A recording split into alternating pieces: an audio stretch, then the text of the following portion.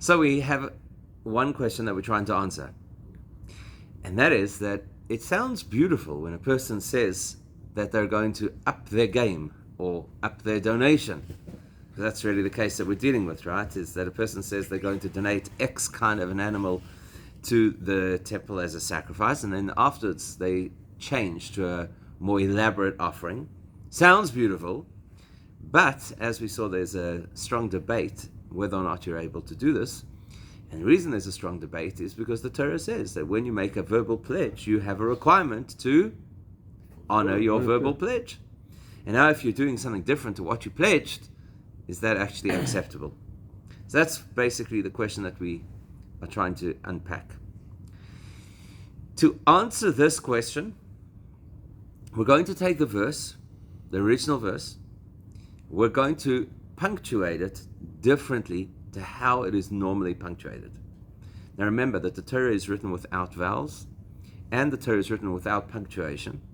And therefore, the only way that we know how to read a verse in the Torah is because we have a tradition how to do so, which also means we could have a tradition that there's an alternate reading that could be used to give us insight into a particular law. So, in this case, the Torah tells us, and I'm going to read it first the way that it's read when we read the Torah. Moitza svasecha tishmor ve'asisa kasher nadarta leimor. Moitza svasecha, what comes out of your lips, tishmor ve'asisa, you have to guard and you have to do, kasher nadarta, as you pledged, as you promised. Now we're going to change the punctuation. And we're going to say this. Moitza svasecha tishmor. You have to guard what comes out of your lips. In other words, you've got to honor what comes out of your mouth. Ve'asisa kasher nadarta. And you have to do as you promised, as you pledged. Now, if we read it with that punctuation, then the Torah is actually telling us two things in the same sentence. The one thing that it's telling us is, Moitza svasecha tishmor. That the words that you choose, those are the words that you are bound by. You have to guard the words that came out of your mouth. In other words, the first principle that the Torah is teaching us is, think before you speak. Choose your words carefully, because your word is your bond, and the things that you have said that you're going to do, you have to keep those things. The second instruction that Torah is giving us is, Ve'asisa kasher nadarta. You should do what you pledged. Let's try and unpack for a second. What's the difference between keeping your word and doing what you pledged? Because frankly, it sounds like it's the same thing, right? So what is the difference between keeping your word and following through on your pledge? It could mean on different times. It doesn't matter when you say something or when you pledge to do something. If they're done at different times, you still have to do what you pledge. Okay, so where in that phrase do you see an indication of time? Nowhere. Okay, so it's a good analysis. The only thing is we don't have evidence for it in the words. We've got to find evidence for it in the words. So let's and by the way, just parenthetically, and I don't want to get again too intricate, but when the Rambam introduces the principle, because for those people who know how the Rambam does it, he's got 14 volumes of law, and obviously it's then divided. Each volume is about a particular theme. Within each volume, there are going to be different sections that are the elements of that theme. So for example, the first volume is all about the things that a Jewish person has to know, the fundamental principles that you have to know as a Jewish person. The first section is you have to know the fundamental principles of Judaism. The second section is you have to know how to behave as a mensch. Okay, so that fits under the same category of things you have to know, fundamental principles you have to know as a Jewish person. So at the beginning of each section, he gives us a little bit of an introduction as to what this section is about, and very often will give us where the source is in the Torah that we know this particular series of laws. So when it comes to fulfilling the things that you promise to do, even the way that the Rambam says it alludes to the fact that there are two different principles. There's a principle to honor your word, and there's a principle to fulfill your promise, which again lends us or leads us to analyze what's the difference between honoring your words and fulfilling your pledge. So let's think about it for a second. What would happen? It's like a ridiculous example, but just to kind of illustrate the point. What would happen if, sometimes people come into the community and they don't have a lot of history in the community, and they hear certain phrases that the community uses, that it almost makes it feel like you've got to be able to use this language if you want to be part of the inner circle of the community. So somebody comes to the community and they want to learn those phrases so that they'll feel included in the community. Now sometimes they don't get them right. Happens. It can be a little bit uncomfortable. So let's say you've got somebody who comes from a different community. They come into the South African Jewish community and they hear somebody saying, I'm going to donate latkes to the shul. I'm going to give latkes to the shul. Okay? So the person comes from outside the community. They've never heard this phrase before, but they very much want to be accepted in the community. So they decide they're going to go to the local deli and come with latkes for the shul. Because that's what everybody's talking about, you've got to give the shul some latkes, okay? So they can't understand why it is that the shul needs so many latkes. But whatever, that's what they're going to do. Right, exactly. So now this person gets up. Can you imagine? This person gets up at the bima and they say, I'm going to give 180 latkes. That's what I'm going to give to the shul. So now the question is the obligation to fulfill what you said? In which case, until such time as he delivers the latkes, he has not fulfilled his obligation. It's in breach, exactly. Or is the obligation to fulfill your promise? In other words, when he said latkes, he thought that that's what it means. After somebody pulls him aside, listen here, that's a chayin, that's a young man. It's code. And when we use that word, what we mean is no credit cards. It's got to be cash, deliverable. Latkes. So now he realizes, and he's a little bit shemzach, that here he is. He got up in front of the bim and he's already placing orders with fagels and who knows what. So now he realizes the real meaning of the terminology. Is he now still stuck with an obligation to fulfill his verbal commitment, the words that he chose? Or is his obligation to fulfill what the pledge was supposed to mean? Interesting question, right? Now, for all of us, we're going to say, needless to say, the shul would prefer the 180 latkes than the latkes, right? But that's not an answer. What I prefer doesn't determine the legal definition of something. If the Torah tells me, moitzos vasecha tishmor, that the words that you said are the words that you have to fulfill, then this guy literally has to sponsor a kiddush with latkes. Otherwise, he hasn't fulfilled his pledge. Whereas, if I say that ve'asisa kasher nodarta, that what you have to do is whatever that pledge implied, not the words that you mischose possibly, but what the pledge applied, then he is not required to actually deliver food. He can pay cash. So which one is it? The Torah is giving us two options over here. In the introduction of the law of verbal pledges, it's giving us two options how the pledge works. Would not be his intention. That's the thing. Is it the words or is it the intention? That's what we've got to analyze. Is it moitzah vasecha, how you chose to say it, and maybe you said it the wrong way? Or maybe you got very excited about the prospect of doing X or Y, so the words that you chose afterwards you realize are limiting? Or is it kasher nodarta, what you intended? Now what you find is throughout the Gemara, in all different subjects, across a span of many, many hundreds of pages, what you'll find is that the key protagonists in Gemara discussions will follow something called a shita. A shita means that you've got a particular approach, a particular metric that you apply to law, and you'll be consistent that you always approach things from that particular shitta.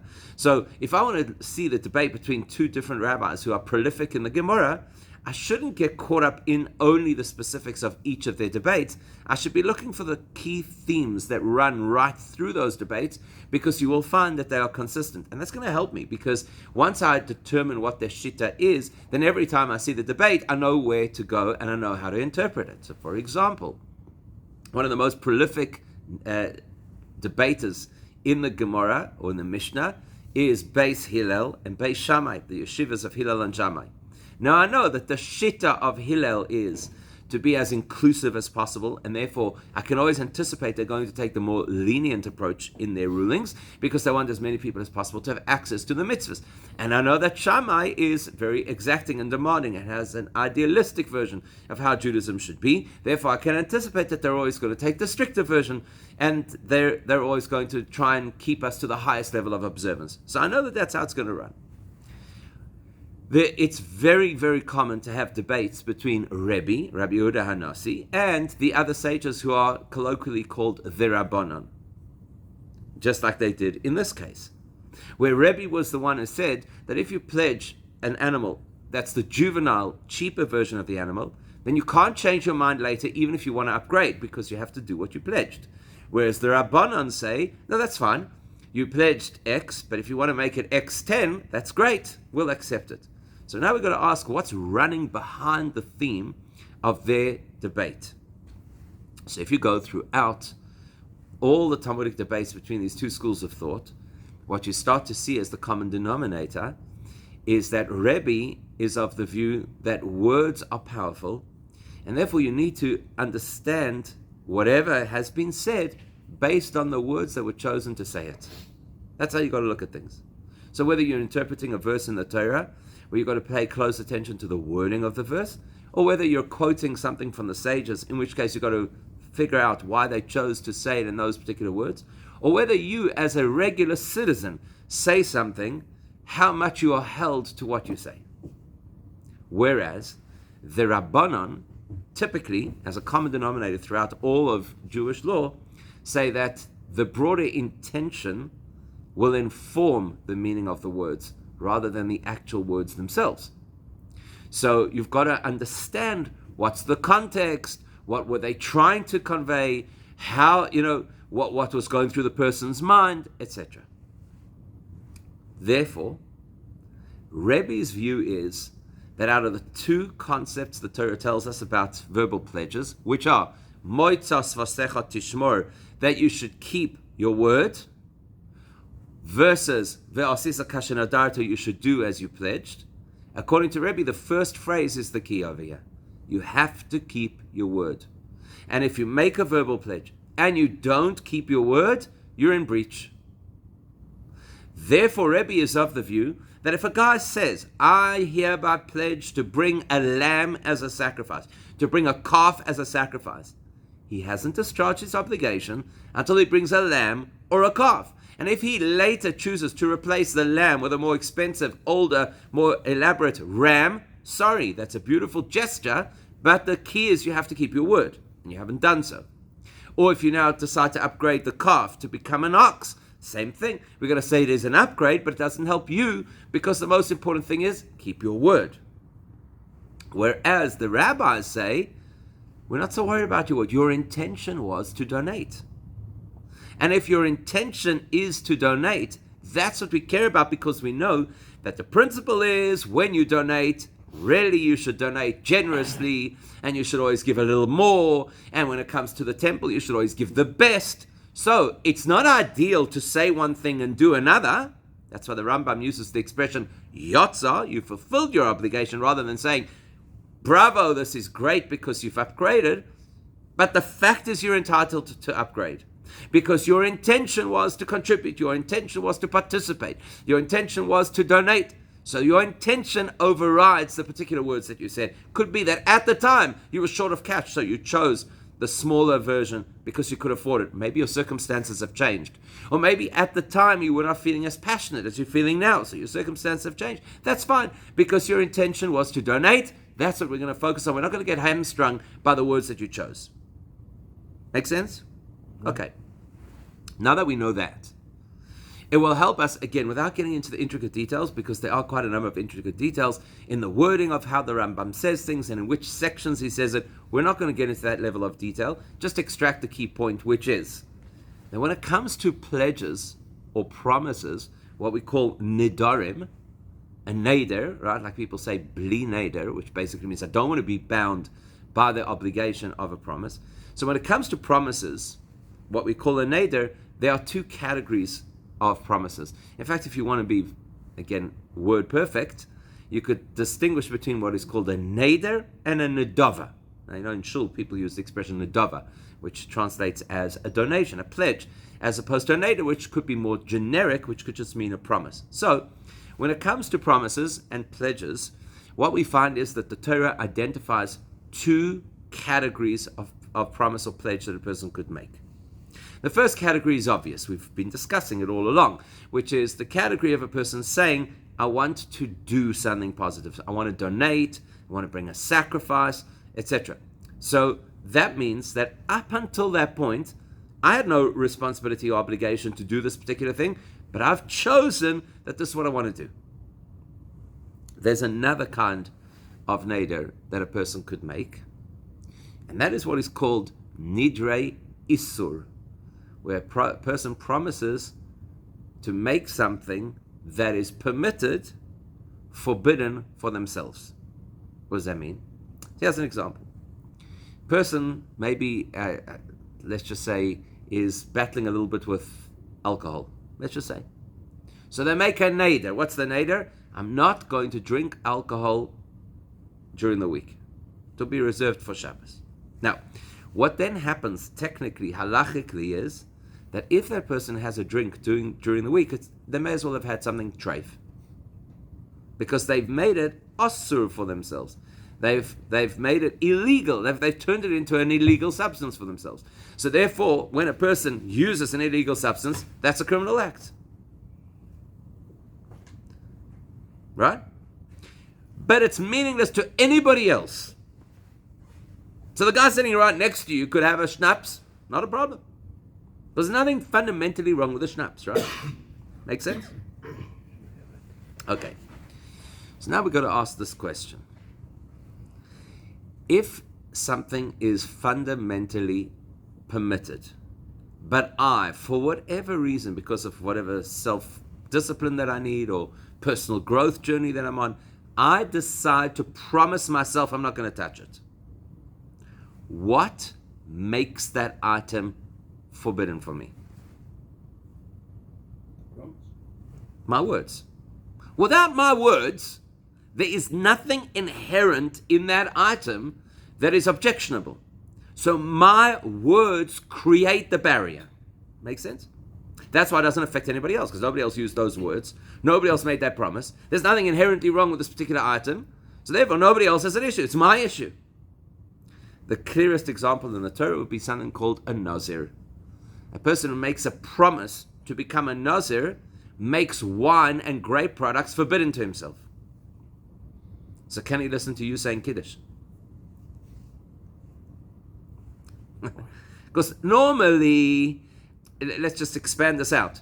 Let's say somebody decided for whatever weird reason that they're going to make Kiddush on non-kosher wine. Can you listen to that Kiddush? No, it's fundamentally flawed.